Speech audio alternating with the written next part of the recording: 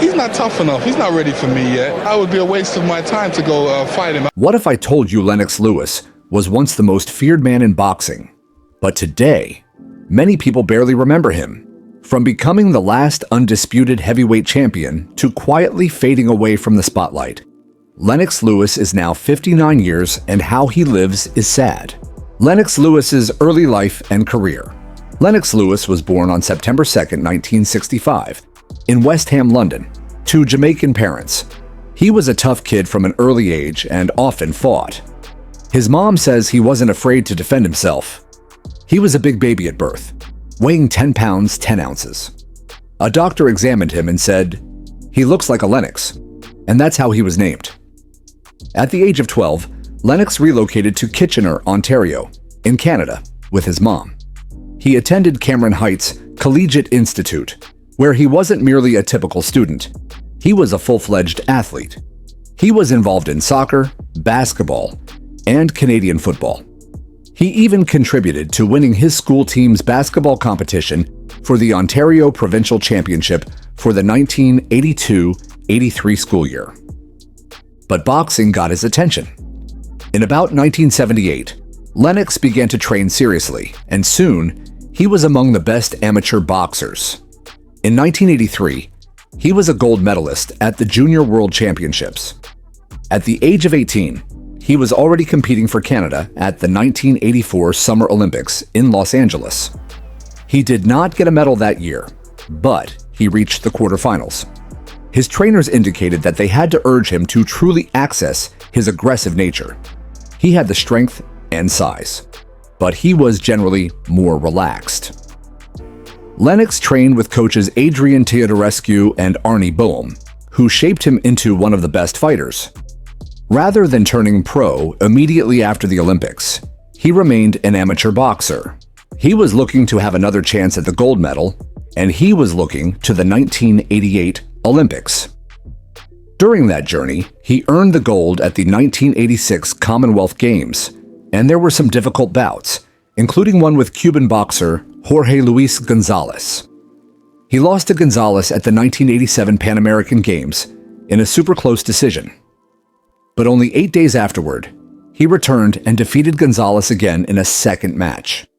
Lennox has subsequently admitted that during their first fight, he was too anxious to knock out Gonzalez rather than box wisely.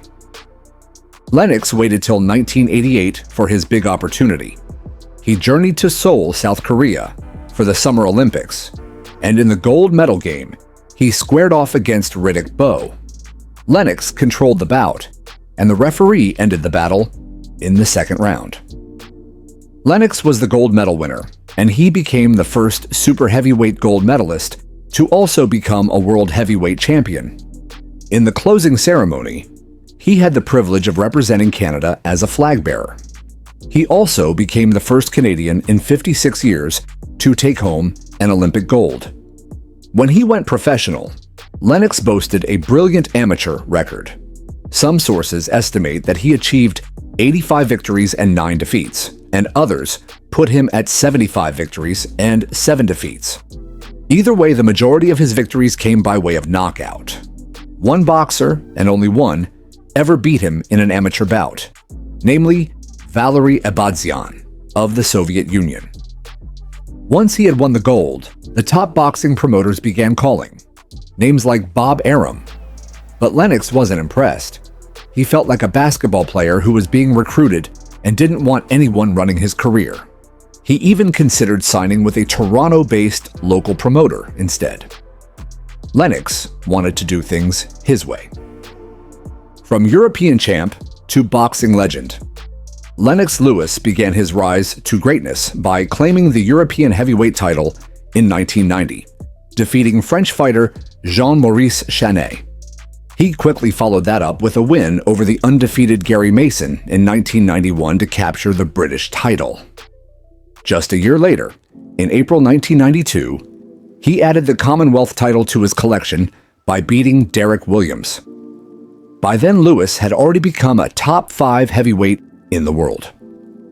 During this early stage of his career, he also defeated notable opponents like former world champ Mike Weaver, Olympic gold medalist Tyrell Biggs, Glenn McCrory, and others.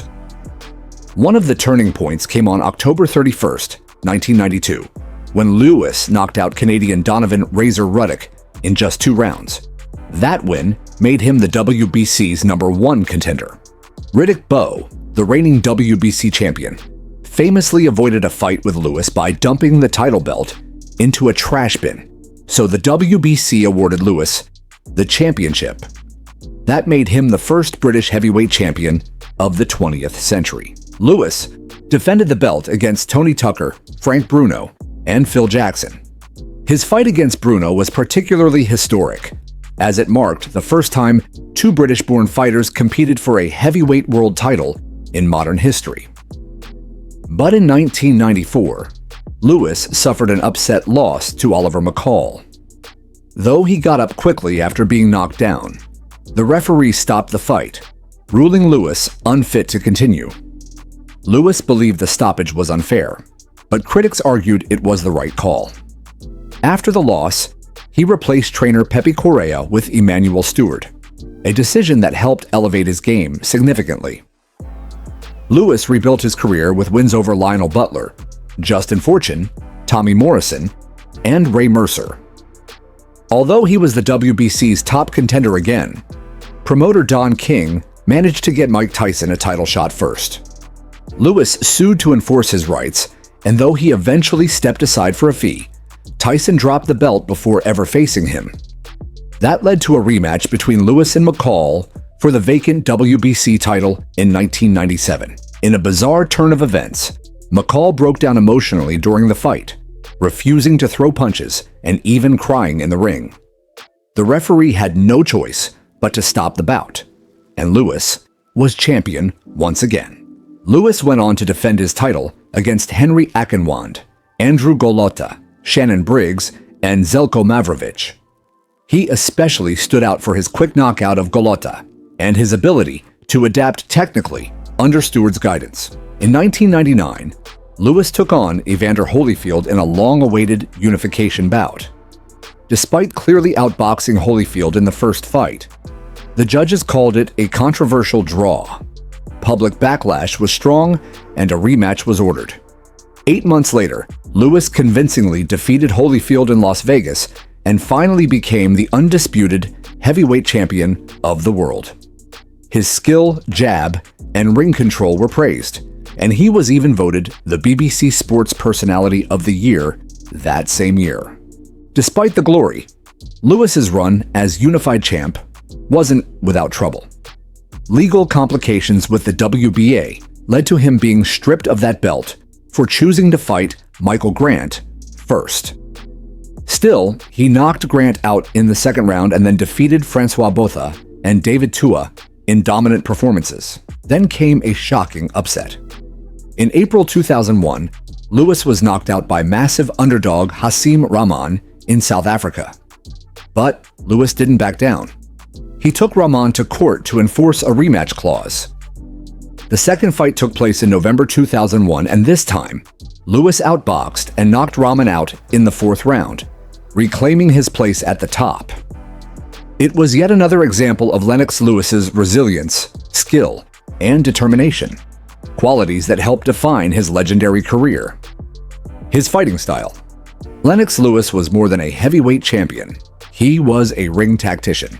At 6'5" inches with an astonishing 84-inch reach, he had all the physical attributes, but what made him brilliant was how intelligent he was. Most heavyweights were big and dumb, but not Lennox. He was cool, cerebral, and didn't charge in like a bull with wild punches. He paced himself, analyzed his opponents, and picked them apart with strategy and finesse. One of the most characteristic aspects of Lennox Lewis's fighting style was his jab. That jab was like a piston. It was fast, powerful, and always in your face. Not only did he use it to keep opponents at bay, but also to dictate the tempo of the fight. Fighters struggled to get around that extended, snappy jab, and then before they knew it, he'd have them set up for his massive right hand. Lewis had power for knockouts, but he didn't use it carelessly. He was a patient man. He would frustrate an opponent, soften him up, and then come in for the knockout. That's a form of discipline that is not often found in a heavyweight. When he did come in with his right hand, it was lethal. Just ask Hasim Rahman, who knocked him out in 2001. And then Lennox returned and ruined him in the rematch with one of the purest knockouts in boxing history. Another critical component of his style was his footwork. For a man as large as Lennox was, he was a great dancer. He did not bounce up and down the ring like a lightweight, but he did not need to. He knew where to position himself, how to cut off the ring, and how to stay out of harm's way.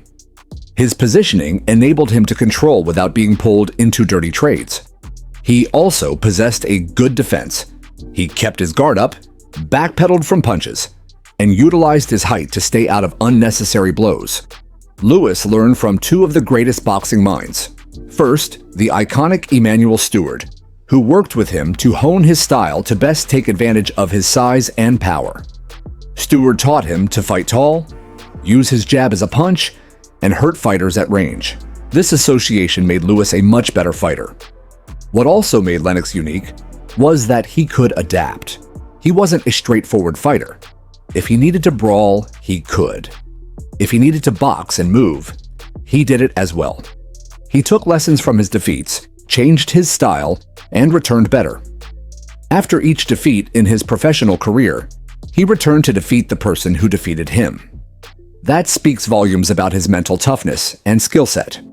Ultimately, Lennox Lewis meshed the intellect of a chess player with the fists of a wrecking ball.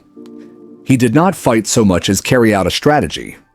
For that reason, many boxing authorities still rank him among the all-time greatest heavyweight champions. Lennox Lewis won it all. Lennox Lewis may not always receive the accolades he is due, but his boxing resume is impossible to overlook. He was not only a big name in the ring, he was a history maker. Lennox joined the ranks of the 7 Olympic gold medalists to capture the World Heavyweight Championship, including legends such as Muhammad Ali and George Foreman. But here's the surprise. Lennox was the first super heavyweight Olympic champion to become a heavyweight world champion. That weight category didn't even exist until 1984. And Lennox stole that gold for Canada in the 1988 Olympics. And speaking of Canada, Lennox is still the only boxer to represent Canada in the Olympics and go on to win a world title as a pro. He also made British boxing history by being the first guy to win both the British heavyweight title and a world title. Others did it later, like Anthony Joshua and Tyson Fury, but Lennox did it first, and he won the Lonsdale belt outright, which not many can say. Now, this is where it gets tricky. Early in his career, Lennox struggled to win people over. The British public didn't take to him, and American fans were lukewarm as well. He had the talent, no question, but people just didn't feel him the same way they did with other celebrities. Some critics claimed he was too laid back or lacked charisma. But once he retired in 2003, people's opinions changed. Today, most would agree he was one of the all-time great heavyweights, perhaps even the greatest of his generation. Throughout his career, Lennox battled and beat 15 world champions, 5th most in history. His cumulative time as heavyweight champ? More than 3,000 days. That's over 8 years, which makes him the 4th longest reigning heavyweight champion in history. He also defended his title successfully 14 times, which puts him among the all-time greats. But not all went well. He was knocked out twice, first by Oliver McCall and later by Hasim Rahman. And that made others refer to his chin as glass. However, boxing columnist Thomas Hauser referred to this as a myth, citing the fact that Lennox stood up after McCall's punch and only got stopped because the fight was ended instantly by the referee. And what about Rahman's punch? It would have knocked anyone out, Hauser contended. Despite the knockouts, Lennox never stayed down. He's one of the only heavyweight champions in history to retire with victories over all his opponents he ever encountered. No unfinished business. He even defeated the men who defeated him, something not all champions can claim. Lennox didn't linger either. He retired as the world champion after a victory against Vitaly Klitschko. That's not common. Most of the champs either lose the crown or fade into retirement. Not Lennox. He retired on top. He didn't receive his flowers until late in life. Fighter of the Year Award in 1999, BBC Sports Personality of the Year Award, and Hall of Fame inductions in more than one building, including the Canadian and the International Boxing Hall of Fame. But for too long, everyone didn't take care of him the way he should have been. It's crazy to realize that a man with this record had to struggle so hard, not only in the ring, but in the world of respect outside of it.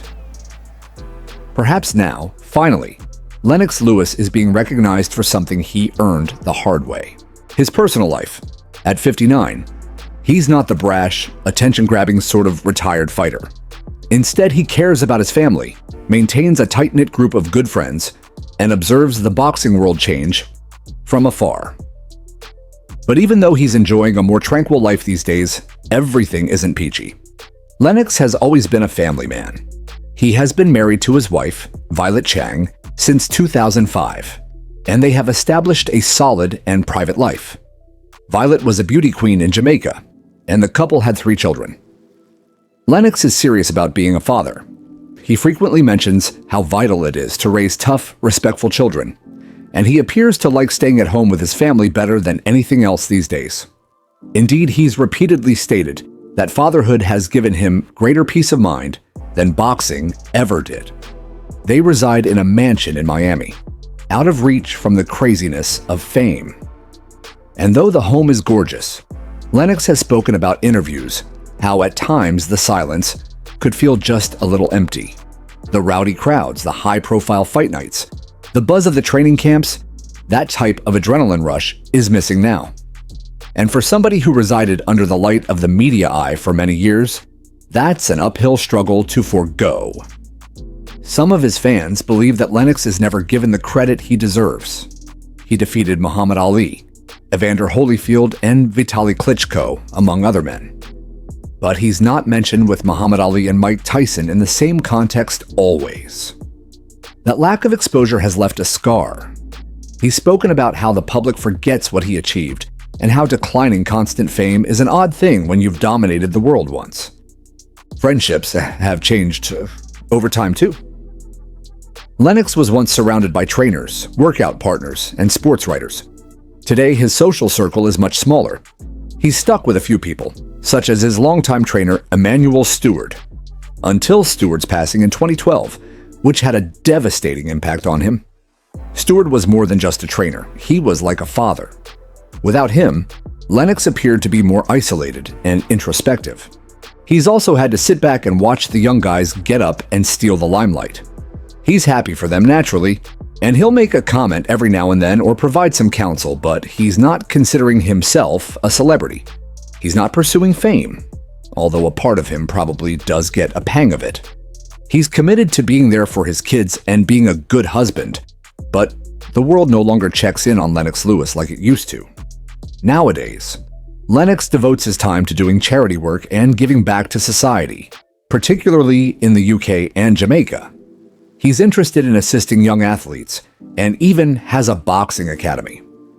But even during those times, there's a silent sense of distance, like he's a legend who's being forgotten by the new generation slowly. Controversies faced by him. Lennox Lewis had not the out-of-control lifestyle or crazy scandals that attended some of his opponents. However, that does not imply that he had a wholly untroubled career. Lennox had some controversies, some within the ring and others outside, involved, which made people talk and even break headlines across the globe. One of the most renowned controversies of his career occurred in 1999 when he fought Evander Holyfield. This was intended to be a big showdown, a unification fight between 2 title holders. Lennox dominated the better part of the fight, throwing more punches, dictating the pace in the ring, and very convincingly outboxing Holyfield.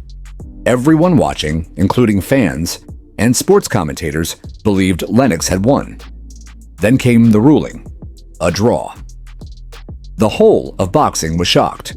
People referred to it as a robbery, suspecting that politics or corruption must have gotten into the judges' minds, Even American and British newspapers had headlines criticizing the decision.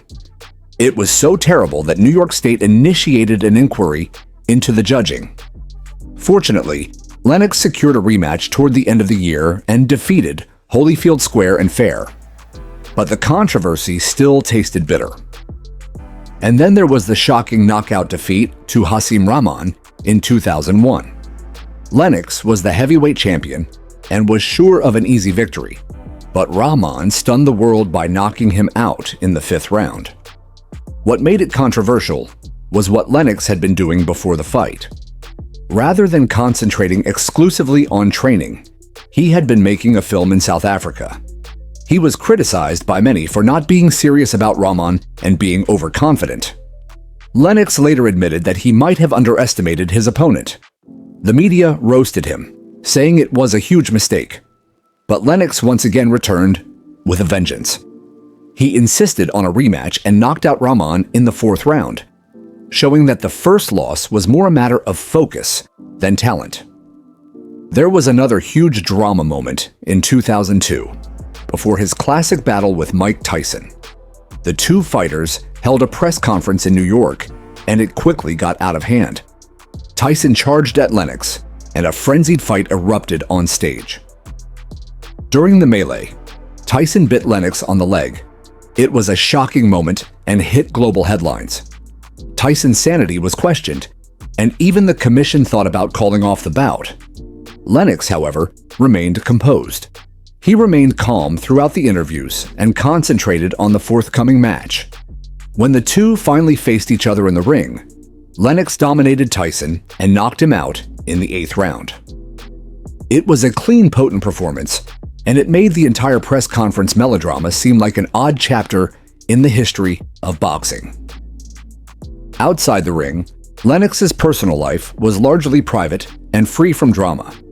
That in itself was rather rare for a boxing superstar, but some people did fault him for being less popular in America, although he spent time there. Others asked if he should be classed as a British or Canadian boxer, as he was born in London but brought up in Canada. Lennox didn't let any of that faze him.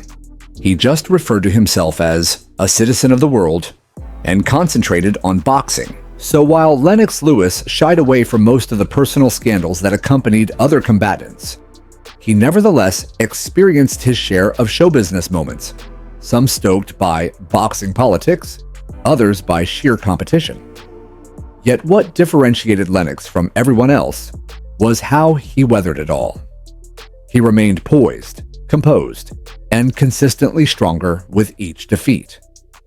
That low-key resolve, in and outside the ring, is one of the things that made him an actual champion. Lennox Lewis's net worth and lifestyle. Lennox Lewis, one of the all-time great heavyweight boxing champions, has amassed a staggering fortune over the years.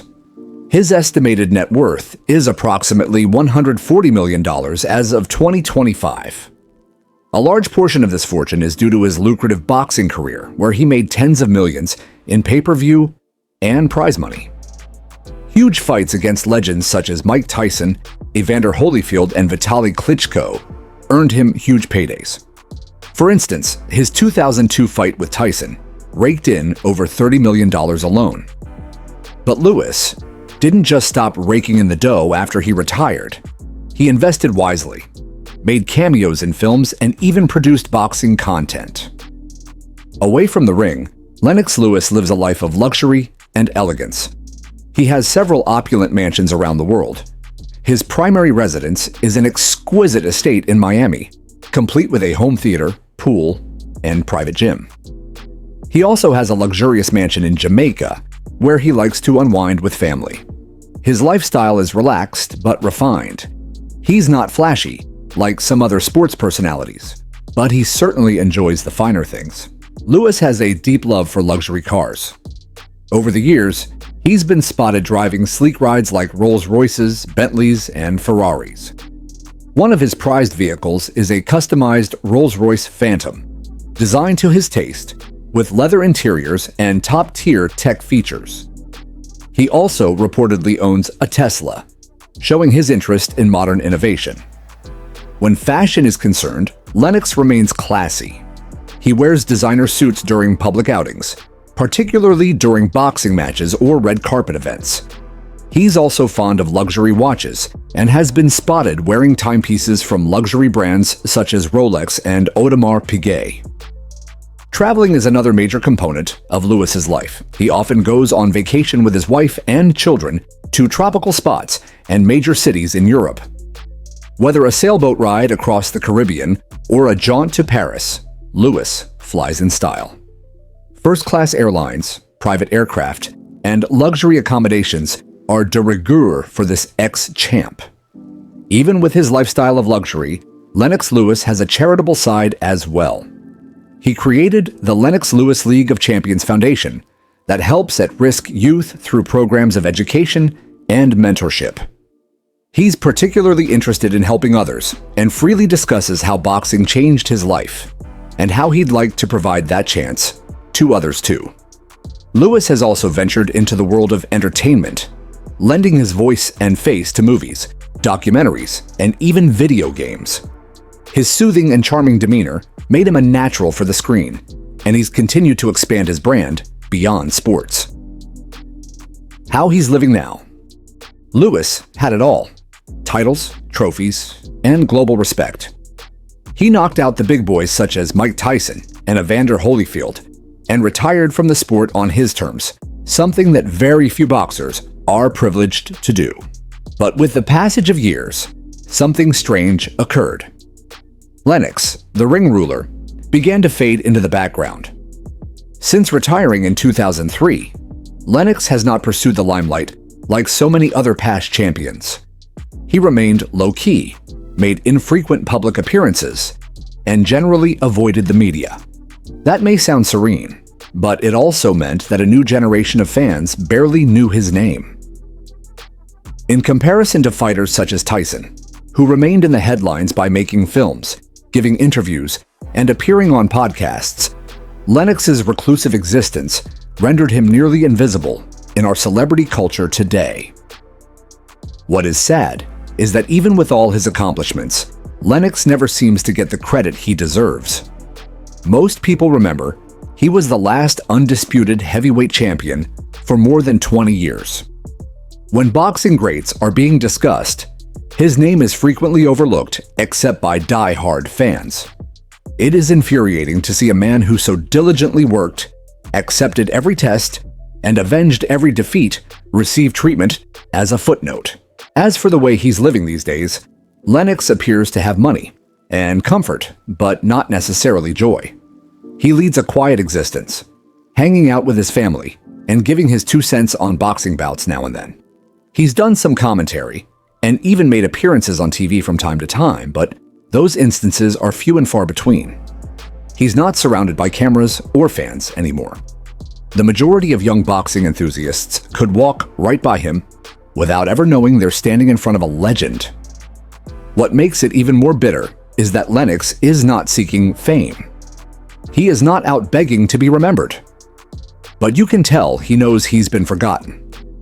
In interviews, he's at times intimated that he did not receive the love he anticipated, particularly from the British people at his prime. Even today, when documentaries and tributes are being produced for other winners, Lennox's name hardly appears in the limelight. So sure, he may be enjoying the comfortable life, but the emotional aspect of it is a little sad. It's the type of loneliness that's not brought about by being poor, but by being forgotten. From reigning over one of the hardest sports on the planet and winning all the titles to currently enduring seclusion, Lennox Lewis's journey proves that even legends can be forgotten. And that's the tragedy, the real one. Not that he lost a bout, but that the world had stopped looking too soon.